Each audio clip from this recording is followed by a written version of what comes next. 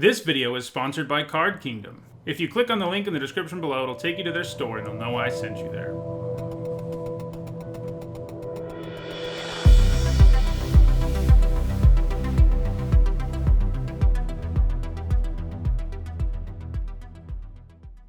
Hello everyone, I'm Nitsahone, and it's Wednesday, so that means it's time for another MTG Top 10, the series where I rank cards based on their historical performance at Magic's highest level of competition. Today, I'm wrapping up a series of these that have looked at non-basic lands of various color identities. So far, we've looked at colorless white, black, red, and green lands, and today, we're looking at blue. To have a blue color identity, a land needs to have a blue mana symbol somewhere in the text box. This can either be because it can add blue mana to your mana pool, or it has an activated ability that costs blue mana. In all, there were 33 lands that were eligible for this list, and in this video, we're going to look at the 10 that have left the biggest impact on competitive Magic. Before we get started, a quick reminder on how I score cards in these videos.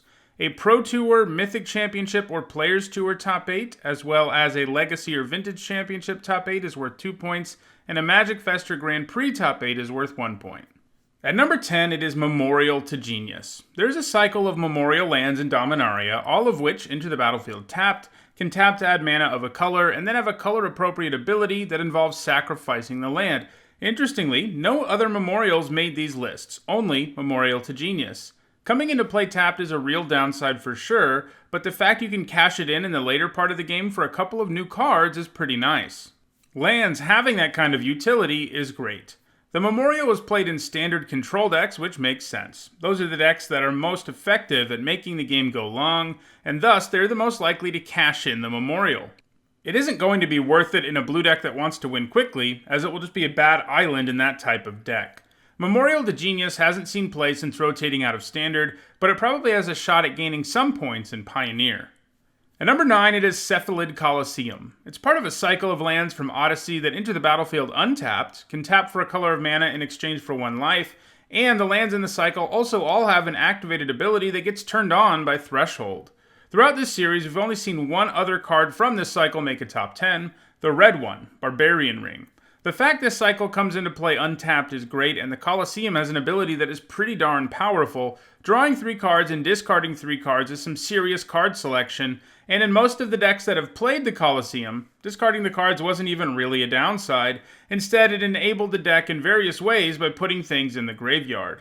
In Standard and Extended, it was played in Psychotog control decks, which sought to win the game with the eponymous creature, who happened to really like feasting on cards in the graveyard. It was also played in Extended Icarid Dredge decks, another deck which sought to win the game with a creature who likes having things in the graveyard.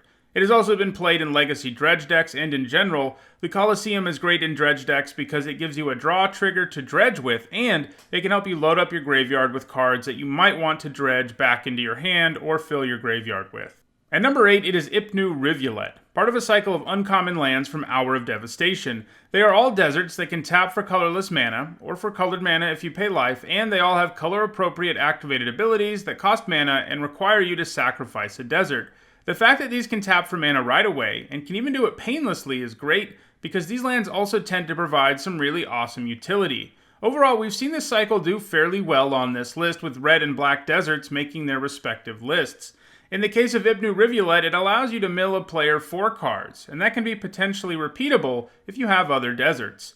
This can be used on your opponent, but in competitive Magic it has largely been used to mill the controller of the Rivulet, as it's been played in decks that can get value out of the graveyard. In Standard, it helped enable God Pharaoh's Gift decks, which needed a stocked graveyard to get their engine going. It has already seen play in formats outside of Standard too. In Modern, it's been played in Artifact Prison decks. In those decks, the Rivulet is actually used more often to mill the opponent, and is one of the deck's main win conditions. It has multiple homes in Pioneer too, where there are several graveyard decks including Delirium, Dimir Inverter, and Lotus Breach. The Rivulet is going to continue to put up points in Pioneer for sure, and it probably isn't done in Modern yet either. At number 7, it is Tolaria West. The land enters the battlefield tapped, but instead of making up for that with some sort of ability it can use once it's in play, Tolaria West gives you extra value because of its flexibility as a tutor. With Transmute, you can pay 1 generic and 2 blue and discard Tolaria West to search your library for a card with a converted mana cost of 0.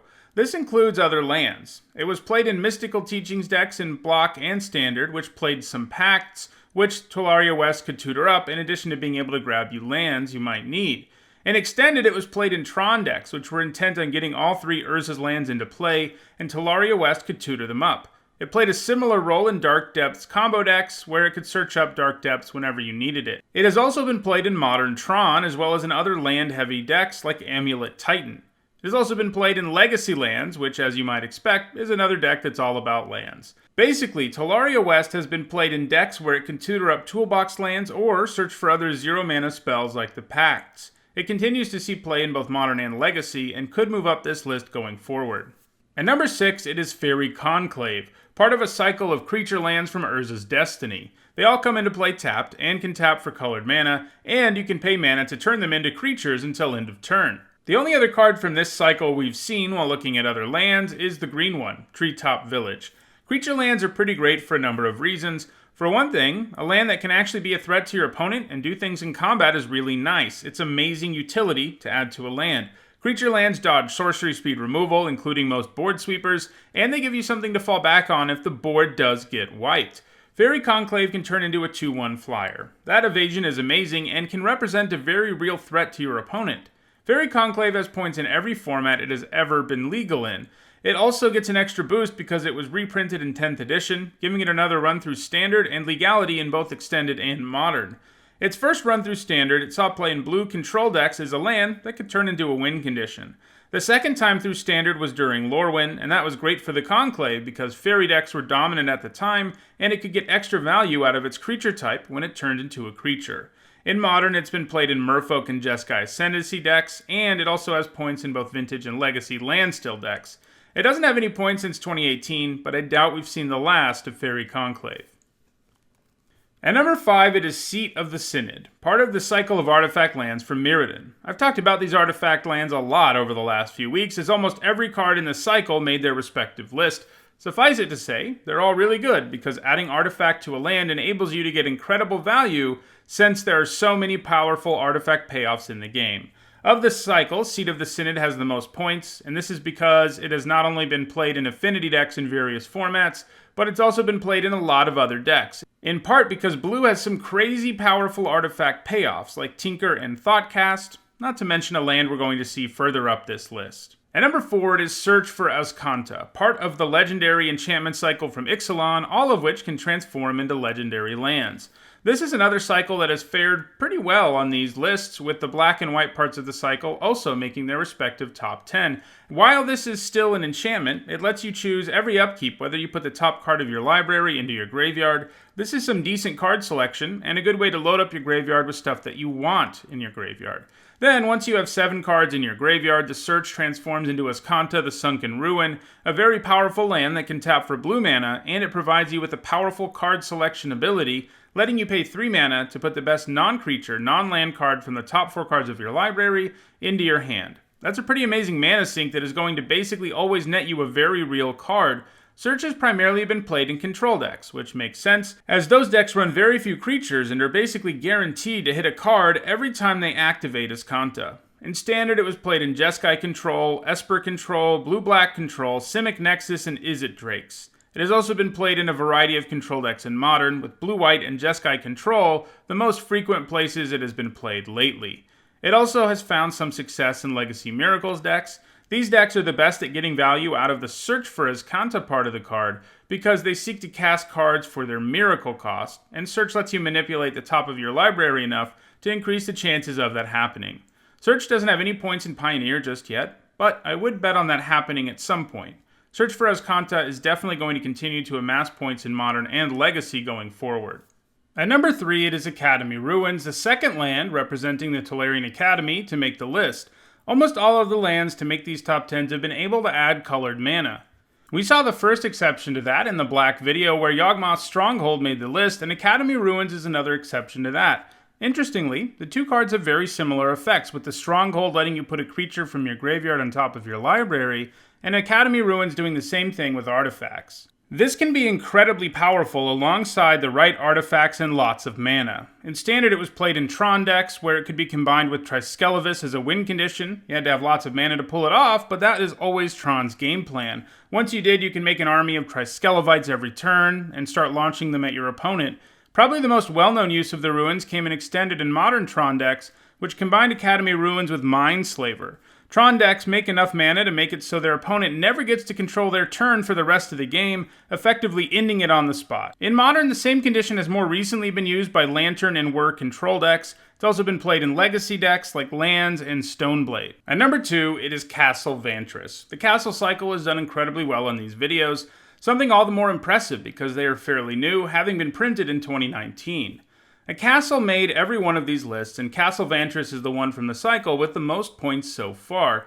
So what makes this new cycle of lands so good that many cards from it are already seeing play in formats outside of Standard?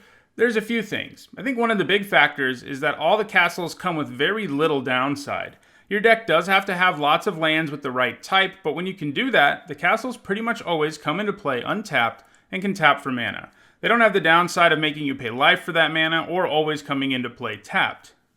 This makes them in many ways simply an upgrade over a basic land in a lot of decks, since they all come with some nice activated abilities that can go a long way towards helping you win a game if it gets late. Even if you're flooding out, you can always dump mana into Castle Vantress to scry, which will probably help you get out of your flood problem in the first place. The castle sees play in a ton of different decks in Standard, including Temur Reclamation, Fires of Invention, and Simic Flash. It's also played in Pioneer, with points so far in Dimir Inverter and blue-white control decks. Vantress is going to continue to put up points, and that will be enough for it to hold on to number 2. However, it may never catch the number 1 card on this list, which is TOLARIAN Academy. While I think there were a few surprises on this list, the Academy being at number 1 is not one of them. Funnily enough, though, all 3 of the Academy lands did make this list. Anyway, this Academy is absolutely insane. Since it can provide massive amounts of mana in a hurry, it gets even sillier if you have ways of untapping it or lots of cheap artifacts or artifact lands like Seat of the Synod. It was so good in Block, Standard, and Extended that it was banned in all of those formats, and it was banned in Legacy before it was ever given a chance. Even a format as powerful as Vintage can't allow players the ability to play more than 1 copy of the Academy, so it's restricted there. The Academy is one of the best lands ever printed, and not just one of the best blue lands ever printed. Its ability to produce insane mana is pretty much unrivaled, and this is especially true in artifact-heavy formats like Vintage, especially in artifact-heavy decks like Ravager Shops. The Academy is going to continue to amass points, and while Vantress could conceivably get to 100 or so before it rotates out of Standard, it is going to slow down a lot at that point, leaving the Academy at number 1. Well, that does it for this MTG Top 10. If you enjoyed this video, don't forget to like it and share it so that others can enjoy it too. If you want to make sure you catch future MTG Top 10s, don't forget to subscribe. And if you want to catch up on the over 270 other MTG Top 10s I've already done, you should see the playlist on your screen now. Thanks for watching.